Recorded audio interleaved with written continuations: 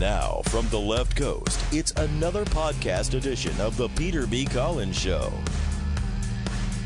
Peter B. is curious, opinionated, and relentless in pursuit of the truth like a honeybee drawn to pollen.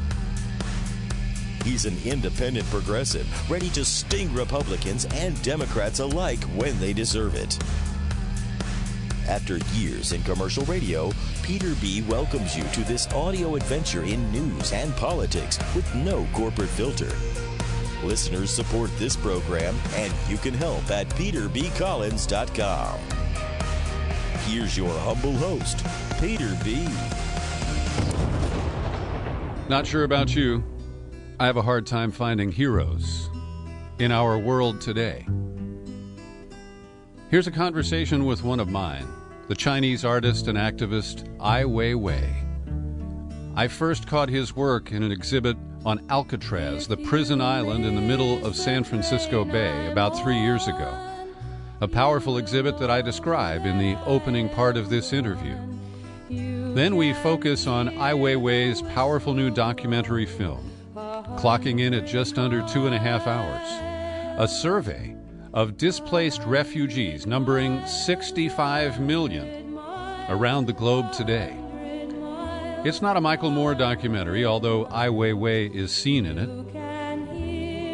He allows us to experience the life of refugees displaced from many scenes caused by U.S. aggression and intervention. Ai Wei Wei speaks English, but with a heavy accent, and I encourage you to listen carefully to our conversation. I also want to note that Ai Wei Wei has recently launched a massive exhibit in New York City, more than 300 installations on the concept of fences and borders to showcase the narrow-minded efforts that are used to create some kind of hatred between people.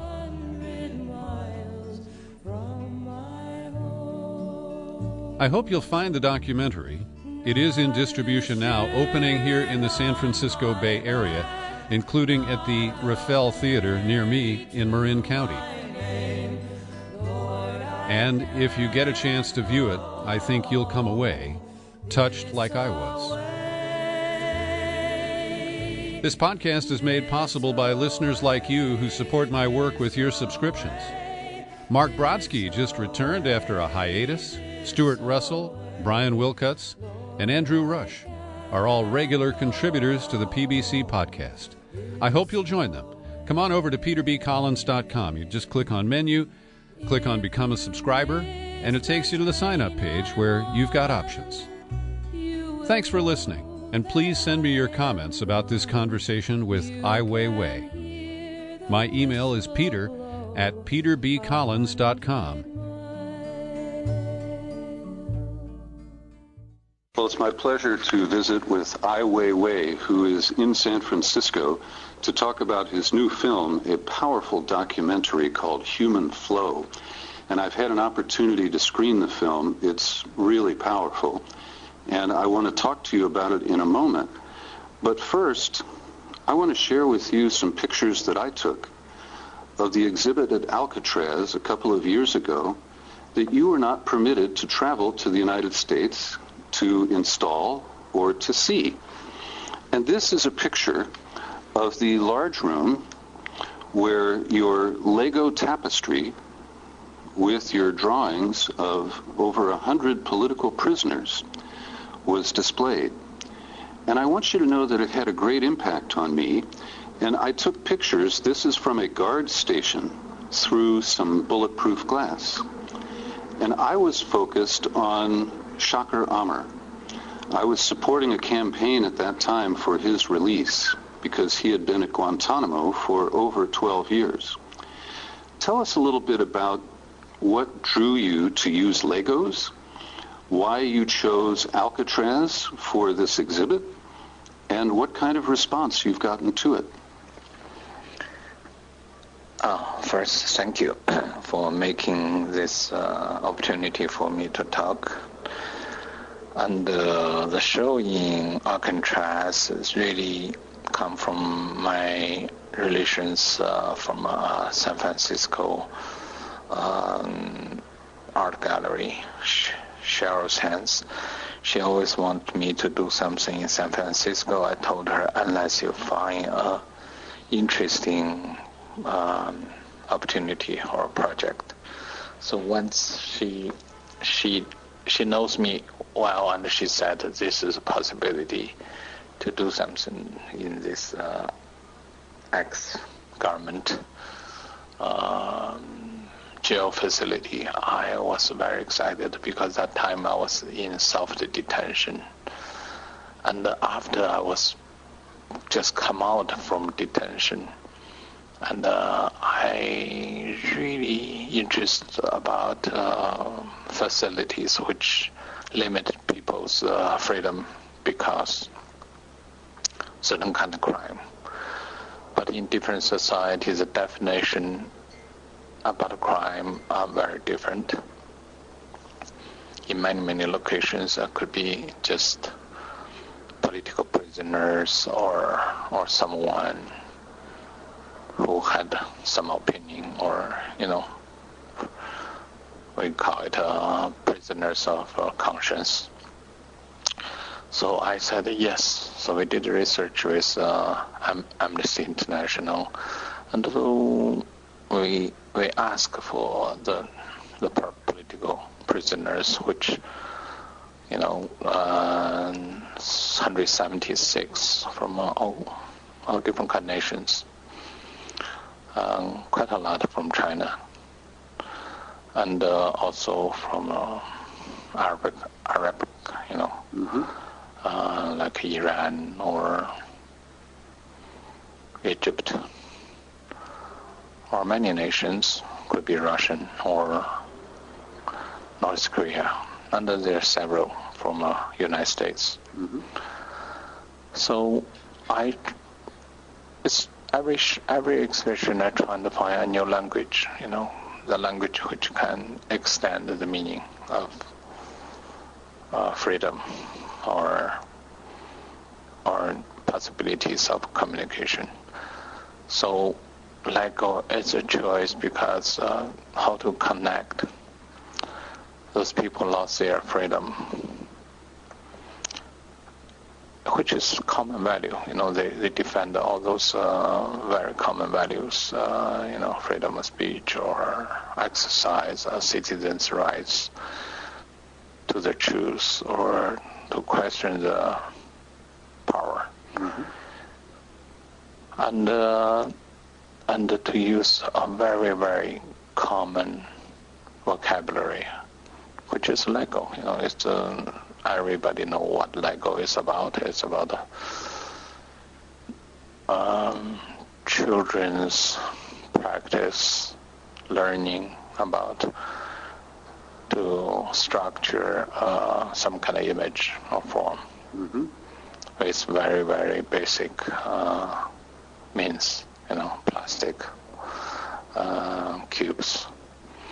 So I think that works can be very well, but in the reality it works even better because many prisoners we found either has no photo or a photo with very rough condition. Like a mugshot. Yeah. and Lego is best for that because Lego is limited colors. Maybe 12 or 11 or even some, it's just very limited. So you have to... And you got into a dispute with the makers of Legos who tried to cut off your use for art with a political expression. That happens later. When I did the second show in Australia, and to build a local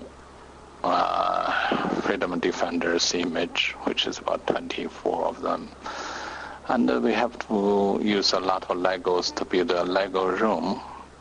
Then Lego company gave us a clear reply, said we don't support a political-oriented work, which made me a big surprise. I said, what do you mean by political-oriented work? I mean, this is people who defend the very essential values while Lego can become Lego, this our society have built on those values. If you, of course, that's contradictory.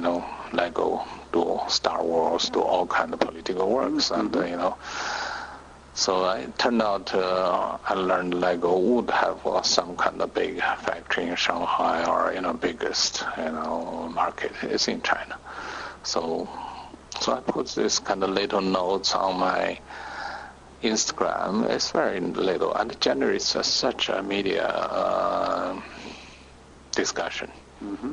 So many people involved because all people get very frustrated about a big company making statement which stand on the side not supporting freedom of speech, mm-hmm. but rather with very strange reasons. And I recall one reaction where people filled up a car with their own Legos to donate to you.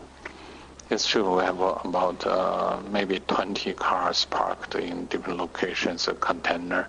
So people can bring their Legos from the roof window to pull into those cars. So ended up we have tons of Legos from all over the world, and it's become a social movement from a very, very small incident, and of course, as a good result, Lego company changed their policy, apologized for what they have been doing. Mm-hmm. And beyond the moving exhibit, and it really did touch me, we went to the next room where you had individualized postcards for each of these political prisoners. And I sent one to Shakaramer, and I sent one to John Kiriakou. And I've gotten to know John since he was released from prison. And I would like to hear your side of the story about your surprise encounter with John Kiriakou in Berlin earlier this year. Yeah, he was walking on the street, and then I met him. I was so surprised, and I'm happy he's very still in high spirit, a healthy man, finally being released. He told me a story, one day or the 1 week, suddenly he received thousands cards from one location, and the people writing a lot of wishes or poetry or drawings, and which is come from the work yours truly.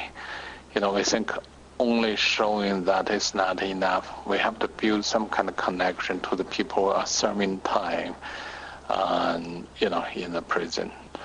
And of course, later we also met Charles Manning. She also said she got tens of cards, and mm-hmm. And she was so happy. And once the prison guard just have a whole box of cards put on tables, boom, said, "That's yours." Nobody knows what's really happening. And many people in very different locations, they all got those cards. And this was all your conception, right?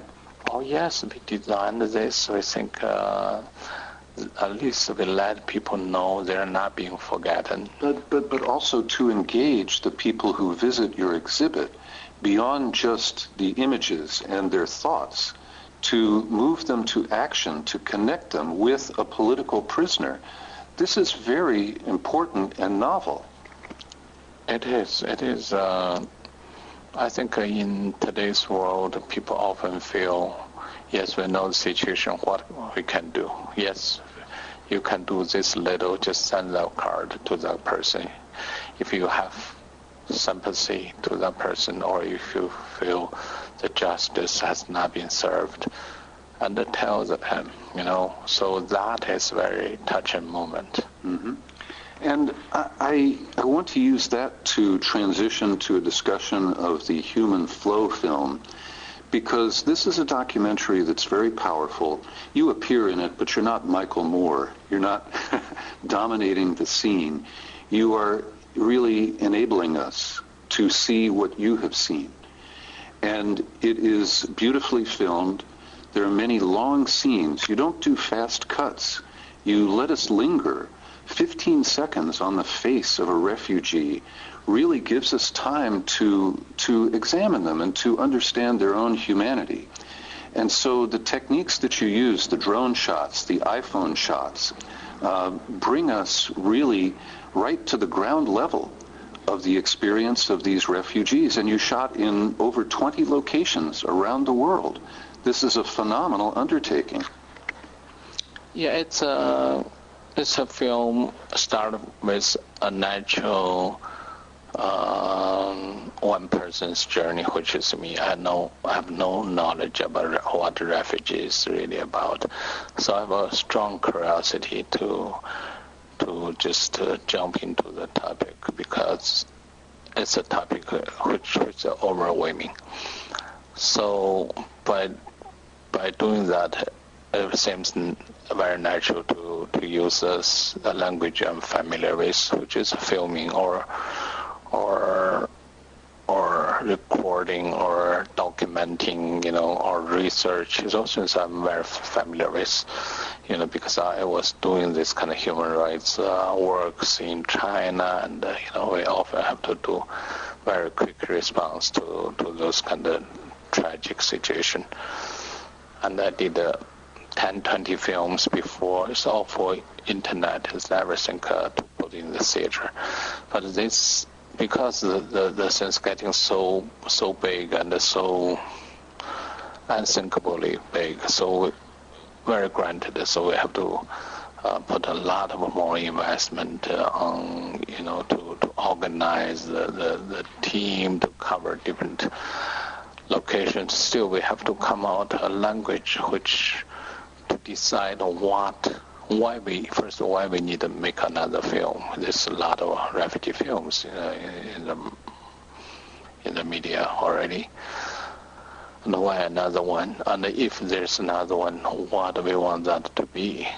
Then, after all those thinking, we at least we know what kind of film we don't want to be. And that's an easy way to come to a clear conclusion. Then the next one, to design a language which can cope with the situation.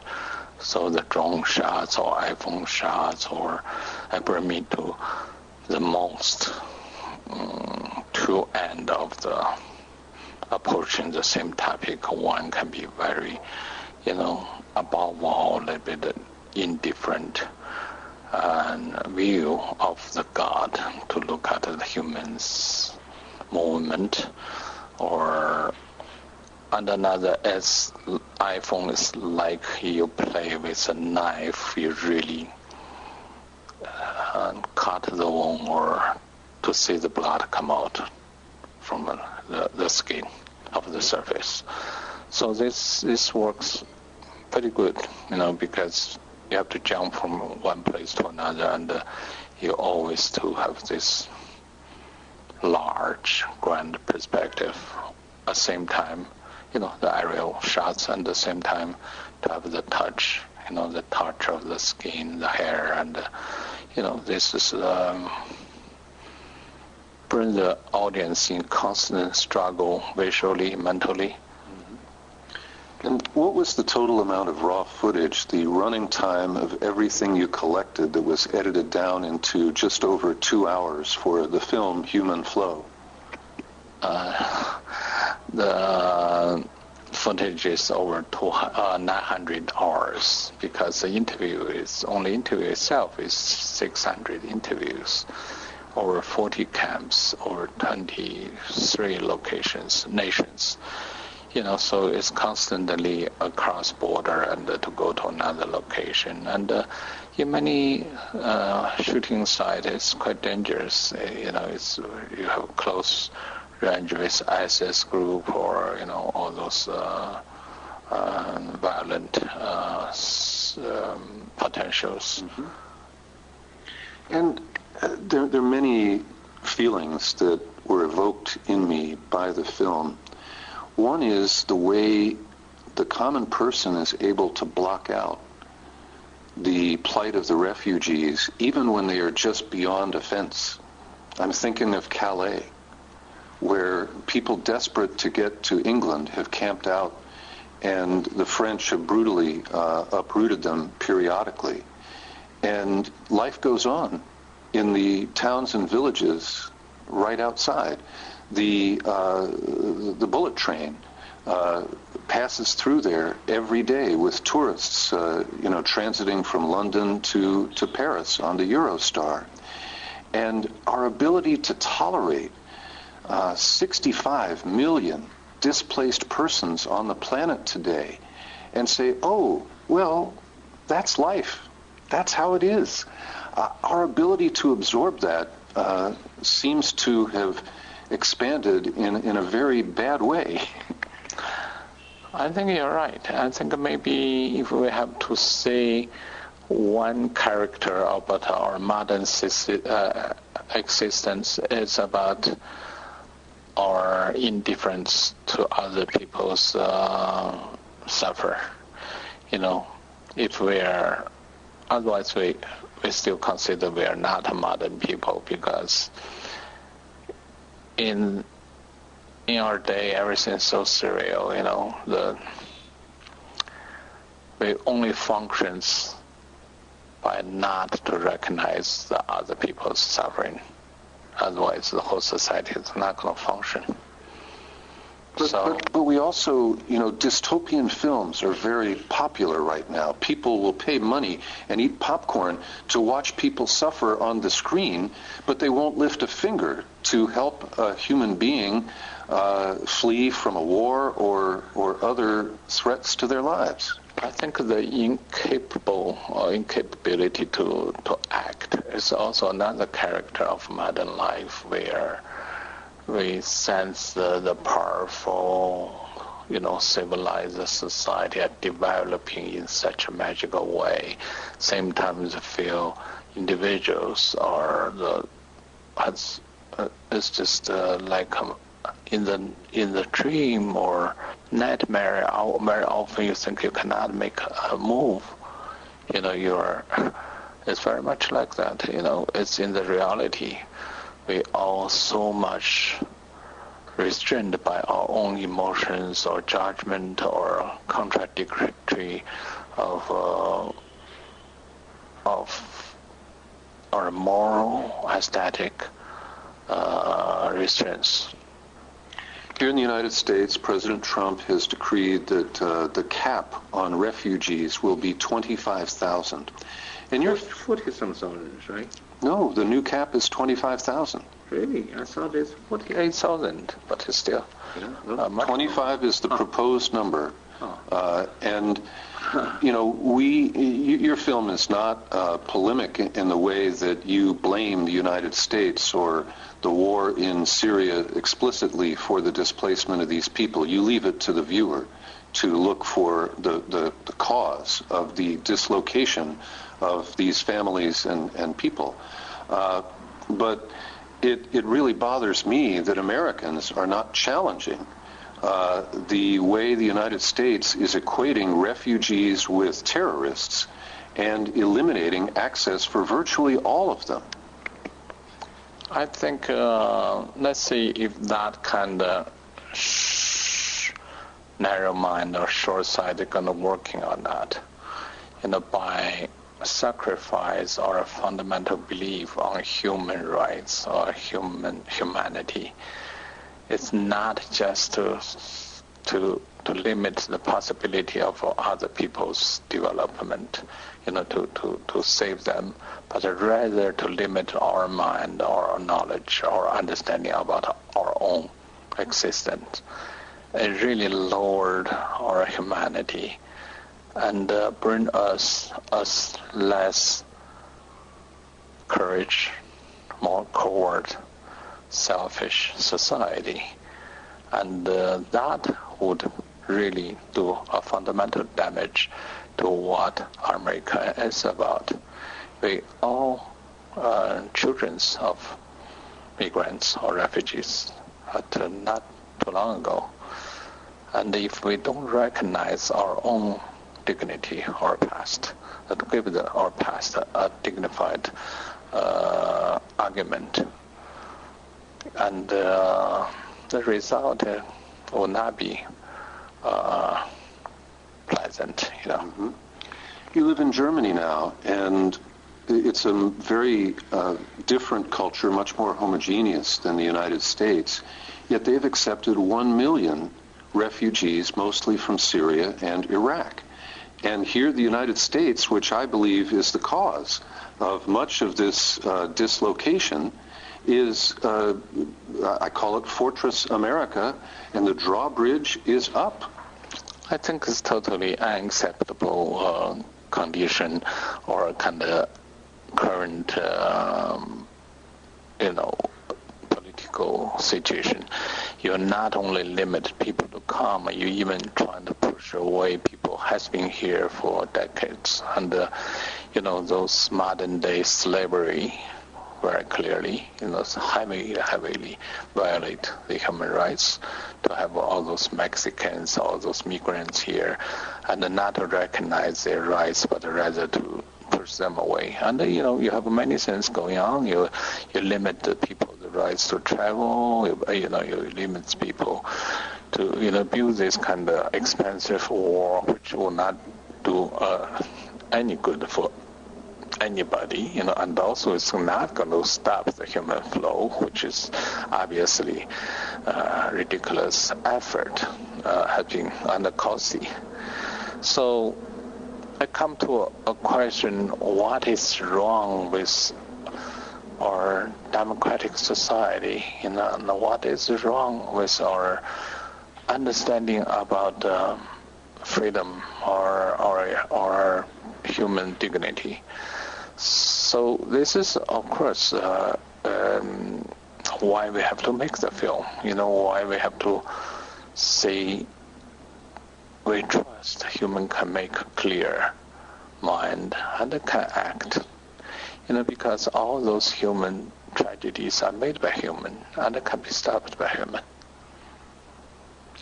Ai Wei Wei, my time is almost up. A couple of quick questions. Is the exhibit that was at Alcatraz still on display in Washington at the Hirshhorn Gallery? Partially is on Hirshhorn, the Lego portraits of 176 prisoners is in display in Washington. So our decision makers or politicians or people in Washington would have a chance to look at those works. It is just a short walk from Capitol Hill. Yeah, it's a pleasant walk. It's free of charge, so a lot of audience. Yes. And what projects will you take on next? What are you working on?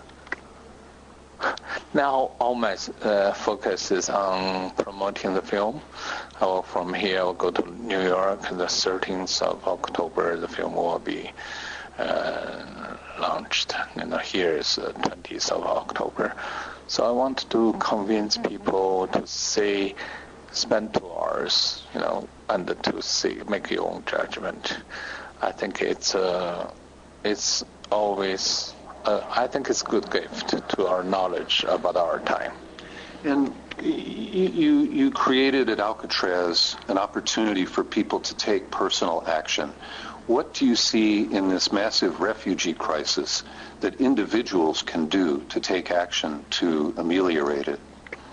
Our involvement with a participant which is established investment in social and political change.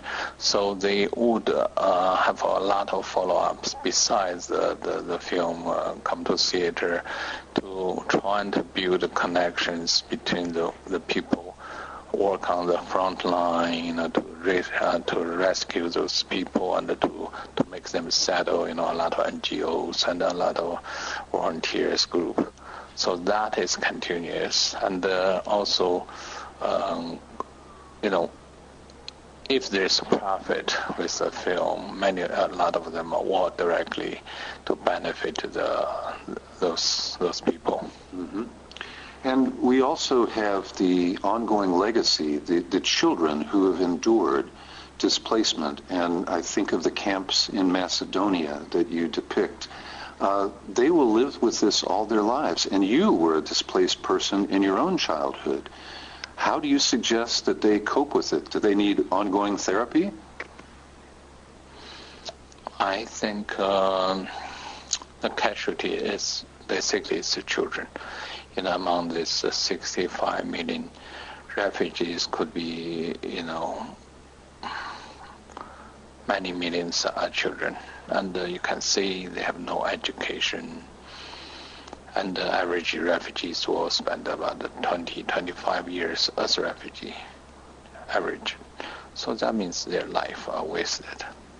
And so we have generations of young people who have no chance to be educated. It's not a nice picture about our future. Ai Wei Wei, it's a real pleasure to meet you. I'm very touched by your work, and I hope that I can offer you some validation for the connection that you make with people. And your new film, Human Flow, is something I recommend to all of my listeners. Thank you. I think to tell your friends to come to theater and to watch this film is very important. Thank you. Ai Wei Wei. Thanks for listening to this in-depth interview with Ai Wei Wei, and I hope you'll find the film Human Flow and recommend that your friends see it too. I'm Peter B. Happy trails to you until we meet again. Happy trails.